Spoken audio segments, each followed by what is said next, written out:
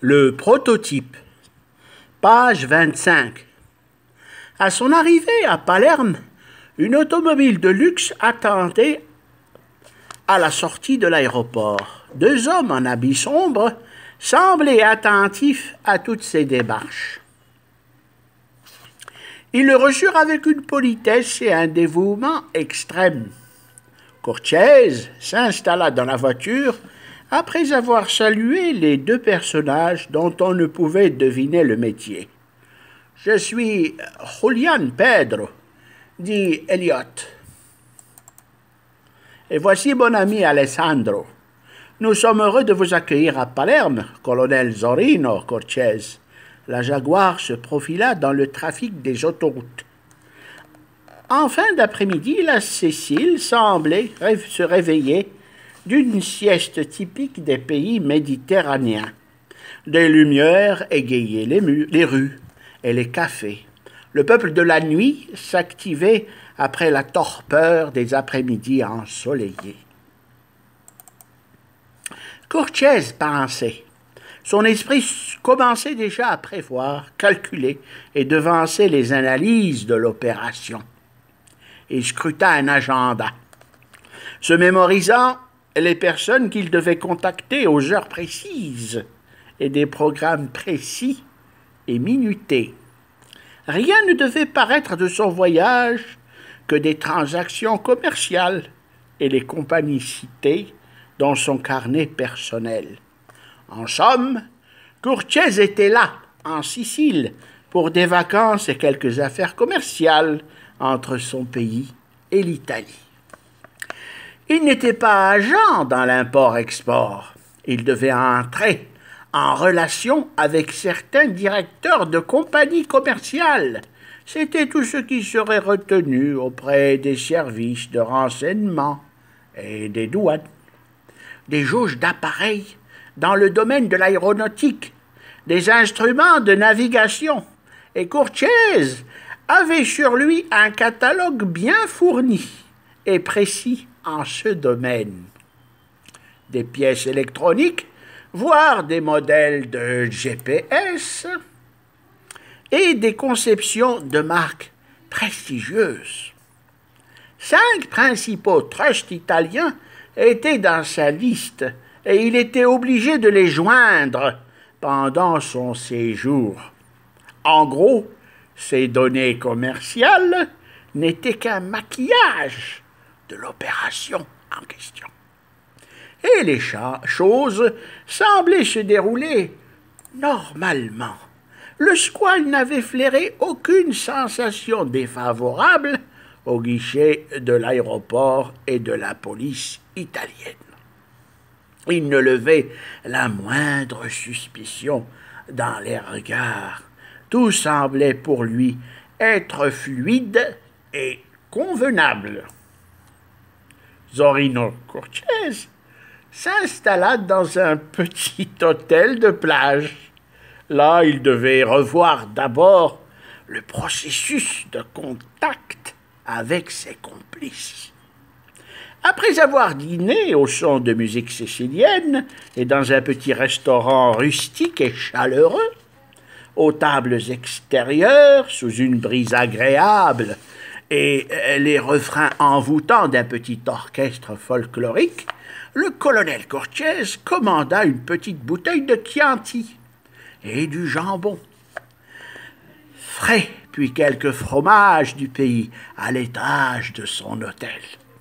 Il se détendit 1 heure environ, et vers 2 heures, heure locale, il décida seul dans sa chambre de relire les phases importantes de l'opération. La liste d'abord, se dit-il. En visualisant sa montre électronique, il recueilla les noms des membres de l'équipe, une bande composée des principaux terroristes de différentes nationalités. Il inscrit dans un calepin qu'il détruirait plus tard, à une heure bien précise, un pilote militaire américain, un second pilote militaire américain, un spécialiste radio et navigation, un médecin, un capitaine de navire et spécialiste explosifs et arts martiaux, un steward qui sera dans l'appareil spécialisé dans les cartographies et territoires des lieux et cartes de l'opération, topographe et complice. Un baroudeur militaire, armé et défini dans l'opération comme allié dans l'avion. Et lui-même, le Condor, chef de l'opération. Le squale devait s'assurer et prendre certaines précautions avant d'entamer le premier contact direct. Il ne devait jamais prononcer certains mots. En bref, le nom de certaines personnes de l'ombre qui le dirigeaient ou étaient les principaux directeurs de cette affaire de détournement. Il s'endormit en prenant des pilules prescrites par un des plus grands psychiatres et chercheurs de son pays. Ces médicaments lui donneraient un calme, une sérénité sans fin. Non, ce n'était pas des drogues, mais une forme de dopage cérébral, un ajout d'éléments chimiques et pharmaceutiques très étudiés, vitamines, oligo-éléments et fortifiants de mémoire. Mais surtout une substance inconnue qui ne provoquait aucun effet d'accoutumance, mise au point quelques mois seulement par de brillants chercheurs et qui annihilait toute forme de sevrage après et rendait gai sans perdre contrôle de soi. El Comandante s'endormit. Il passa une nuit des plus agréables. Sa fenêtre laissait filtrer une brise fraîche des plus tolérables. Dans son sommeil, il revoyait en rêve son père et son fils qui appelait. Son fils avait péri, assassiné par des guérilleros dans une embuscade lorsqu'il avait 21 ans, et ne pouvait effacer cette phase noire, sombre, peut-être cruelle de sa propre vie. Et son rêve vira au cauchemar. Son petit garçon, ayant grandi puis formé par lui-même et sa nation, avait disparu, happé par le sort injuste des destins de sa vie. Zorino n'avait jamais pu éteindre la douleur de cette souffrance. Et sa vie de baroudeur, de tueur et de personne au caractère implacable s'était affermie à cette idée, à ce triste sort, la perte de son enfant. Mais la vie devait finir son cours. Il pensait souvent que pour ses missions et l'opération qu'il dirigeait, il était l'autre. Celui que la fatalité avait choisi et saisi dans ses croix serrées de jouer sa vie à la perdre. Peu lui importait. Sa vie n'avait plus de sens. Il voulait vivre un idéal. Cette fatalité, peut-être ce côté sinistre que dévoilait son existence. Zorino Cortez avait cessé d'y croire depuis longtemps. Le jour même où son fils était ramené d'un combat sans issue, il avait caché le visage blême et ensanglanté de son petit garçon d'un geste en le recouvrant d'un drap mortuaire, et une petite larme brûlante avait coulé sans jamais s'assécher. C'était un homme en qui sa nation rendait les honneurs militaires, mais il n'avait jamais accepté la perte de son enfant. Implacable, peu lui importait la vie des autres. Ses opérations étaient toujours justifiées par le gain et les raisons d'état de son pays. Au matin, le squale, élégamment habillé, déjeunait dans une cour de l'hôtel. Il prit contact avec le pilote militaire dans une simple cabine téléphonique, en s'assurant de l'identité de celui-ci par des phrases et une phraséologie codée. Elle consistait en quelques mots. « Monsieur Grashtown, je suis votre nouveau partenaire commercial de la société Electronics and Software. Nous avons des choses intéressantes à nous dire, excédent de capitaux. Je vous trouve au centre-ville à 11 heures précises, le café Patton. Bye. » Le message était passé doucement et avait marqué un premier point dans le déroulement de l'opération. L'Américain avait répondu quelques mots simples, mais qui respectaient le code de la phraséologie secrète. « Ok, j'y serai bientôt », puis avait raccroché immédiatement, comme convenu. Déjà un taxi menait le squale vers le centre-ville. La circulation routière était visiblement dégagée. Le squale s'était muni d'une petite mallette de couleur chrome Il marcha vers le lieu de rendez-vous. Quelques prostituées lui firent des avances. Il ne réagit pas, restant de marbre. C'étaient des call-girls, et elles grimpèrent dans leur subtueuse voiture décapotable et détalèrent. Le squale était devant le café Patton. Il s'installa près du bar à l'intérieur et commanda un café noir très sucré.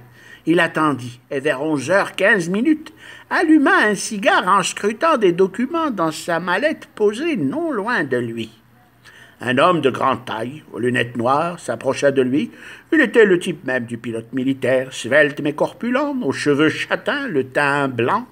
Il s'installa en face d'une table en enlevant sa veste en tissu, et en un rictus, l'air un peu embarrassé, il s'adressa à lui en disant « Electronics and Softwares, vous êtes Monsieur Pedro Ardiles ?»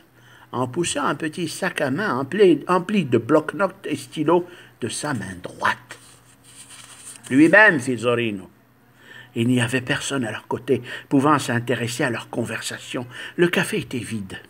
Seul un homme du bar était occupé, préparant des cocktails et activant des manettes de café. Les deux hommes se serrèrent la main, satisfaits du bon dénouement de l'opération. L'Américain tendit un calepin, le Sud-Américain une feuille imprimée. C'était une façon de s'échanger rapidement des plans complets de cette opération. Nous devons contacter un expert comptable tout de suite, fit Grastown. Un certain Manuel Ders, n'est-ce pas, répliqua Curtiez. Absolument, lâcha Grastown. Votre prénom, reprit Zorino Curtiez. Je suis votre nouvel associé, Joe Grastown, expliqua le pilote en offrant des bonbons acidulés. Et mon expert comptable est à ce numéro de téléphone, continua celui-ci, pensant que son expert n'était en réalité que le second pilote devant mener le détournement du Superjet SST. Zorino Curtiez saisit son portable et composa le numéro. En même temps, il plaça une feuille de papier de petite taille contenant leur numéro de compte et un code devant l'Américain qui le dévisagea satisfait.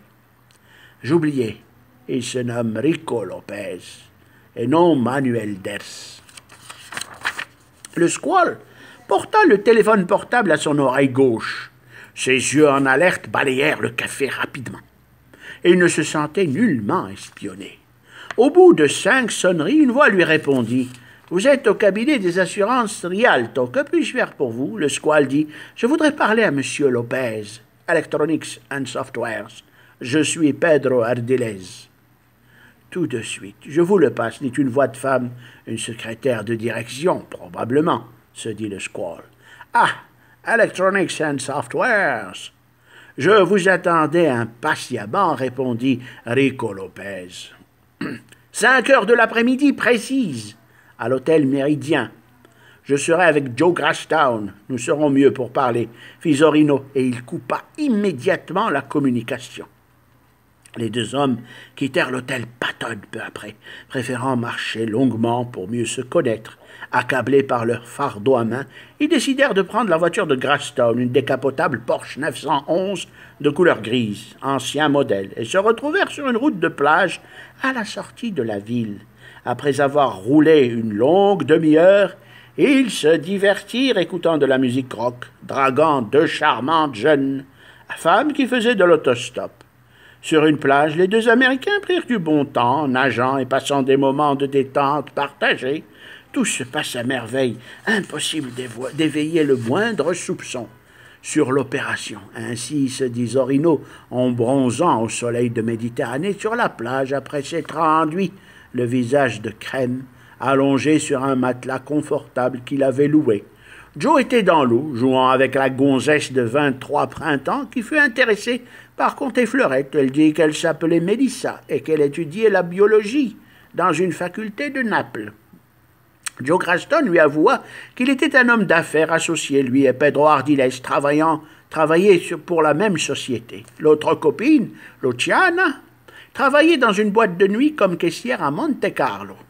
Elle était avec elle exceptionnellement pour quelques jours de vacances seulement à Palerme.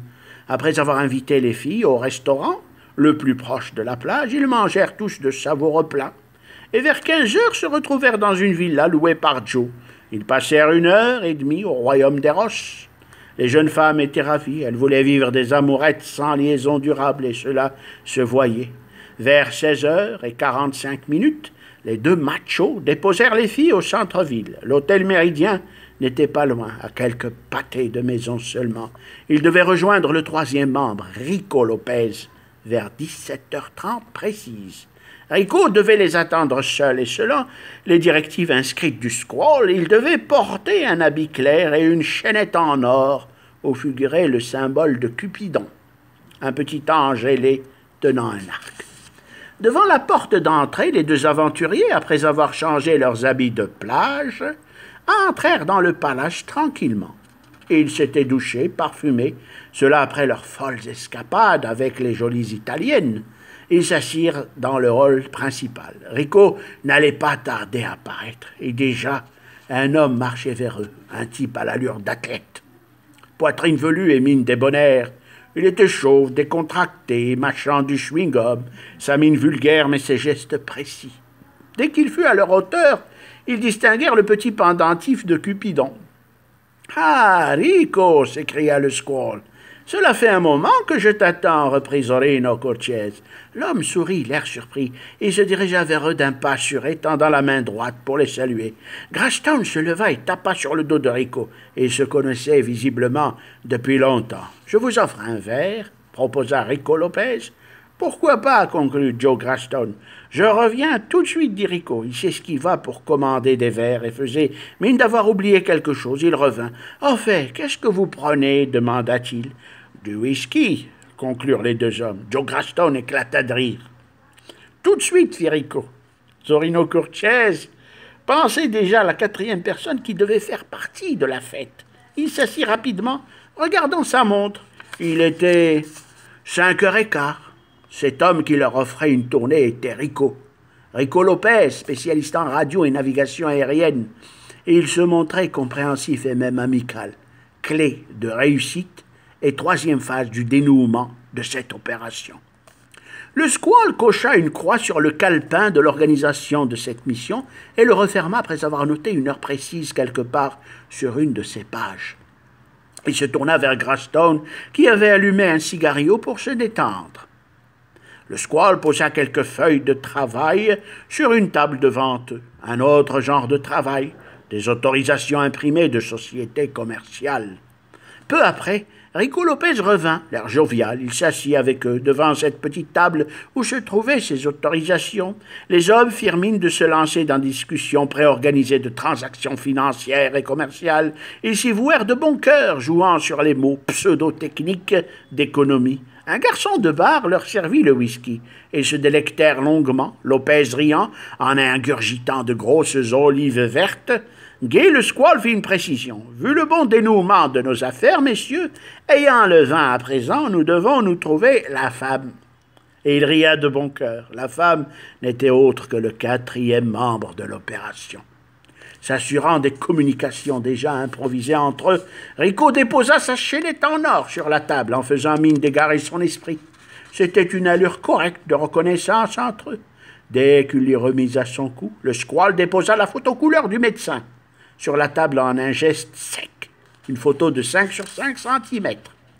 Les deux hommes assis devant lui se levèrent. Ils dirent tous « Il est 9h, heure locale, nous devons aller à Rome. » Exact, dit Zorino Cortez en se levant. Les trois aventuriers étaient à présent lancés. Plus rien ne devait les arrêter pour retrouver leur complice à Rome. Un médecin spécialiste de la réanimation des secours aériens. Une aventurière avec eux qui devait agir en maître durant certaines phases de l'opération. Ils quittèrent l'hôtel. Ils avaient devant eux 48 heures pour arriver à bon port et au lieu de rendez-vous. Passé ce délai, l'opération ne pouvait se solder ou n'être qu'un échec.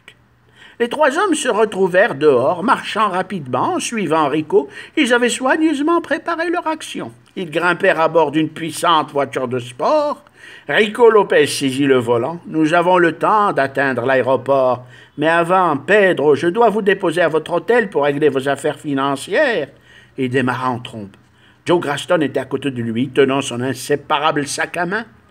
L'automobile de sport, après de puissantes accélérations et une conduite appliquée, se retrouva au bout d'un certain temps devant le parking de l'hôtel où était logé le chef de cette dangereuse opération, Zorino Cortez. L'automobile, une Sebring coupée décapotable, freina de sec devant la porte d'entrée et le squall descendit hâtivement. Il entra dans le hall principal où se trouvait la réception du petit hôtel de la plage. Le squall vit venir un groom qui plaça ses affaires devant la porte de sortie. Zorino paya la note. Le réceptionniste lui demanda de se présenter à la caisse avec un coupon tamponné en guise de reçu. « Merci et au revoir, dit le caissier. Un bon napolitain de 50 ans environ, en s'assurant du bon règlement de la facture. Zorino se retrouva devant le parking. La Sebring stoppa devant lui. Lopez ouvrit le coffre y mettant les affaires du squall. Cortez retira son chapeau et se mit à l'avant. Grastone à l'arrière. Bouclant leur ceinture de sécurité, ils s'engagèrent sur l'autoroute menant à l'aéroport de Palerme. La décapotable fonçait à tombeau ouvert. Rico, au volant, ne cessait de regarder sa montre de temps à autre. Il ne voulut en aucun cas leur faire rater l'avion. Sinon, il se devait de payer cher pour obtenir un avion de reconnaissance à hélice. L'aéroport de Palerme de Punta Raisi était à présent devant eux. Rico pensait louer une place de parking pour la Sebring. Dans le hall de l'hôtel, personne n'avait prêté attention à un homme assis, lisant son journal, un homme chauve portant des lunettes à l'allure quelconque. Cet homme dans le hall de l'hôtel de la plage qu'avait quitté le squall se nommait le colonel Salah Ben Bouazza, ayant pris des vacances spéciales pour suivre discrètement son suspect. Salah Ben Bouazza était caché derrière un journal. Personne n'avait fait attention à sa présence. Il fut rejoint par son homologue italien, Antonio Scipione della Fieri, qui s'assit à côté de lui. « Nos affaires se précisent, lâcha-t-il doucement. Visiblement, dit Salah en grattant une allumette pour mordre dans une cigarette. Ils sont en route vers Rome, reprit l'Italien. Bien, il ne nous reste plus qu'à les rejoindre, fit le colonel en se levant, laissant quelques euros pour régler leur consommation. Trois hommes se présentèrent à l'allure de barbouzes. Ils invitèrent le colonel et Antonio Scipione à les suivre. Discrètement, ils se retrouvèrent dans une voiture de couleur sombre, au pare-brise vert noir. Cette Chevrolet prit doucement le chemin de l'aéroport de la ville. À l'arrière, Salah et Antonio s'échangèrent des documents de cette affaire qui devenait de plus en plus intéressante. La Sebring, après avoir roulé, se retrouva à l'entrée de l'aéroport principal Punta Raisi de Palerme. Les aventuriers décidèrent de laisser la décapotable entre les mains d'un homme qui devait se charger de la mettre au parking. Sans perdre de temps, ils se dirigèrent vers le hall d'embarquement bondé de touristes. Au stade de vente de billets d'Alitalia, une belle et grande napolitaine leur répondit d'un ton sec. « Désolé, signor, l'avion en partance pour Rome a des ennuis techniques, indépendants de notre volonté.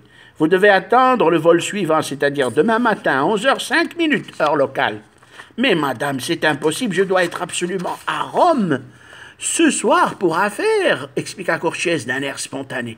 Grastone sourit amèrement. Il scruta sa montre.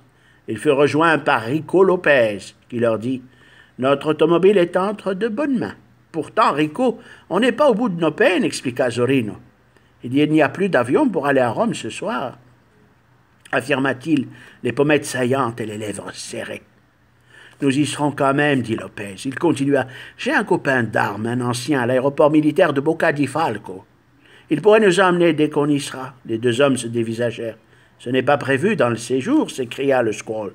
Vous voyez une autre solution, reprit Rico Lopez. Cortez sortit son briquet et fit mine d'allumer une cigarette 5 fois de suite. Cela voulait dire « Suivez-moi discrètement, j'ai à vous parler ».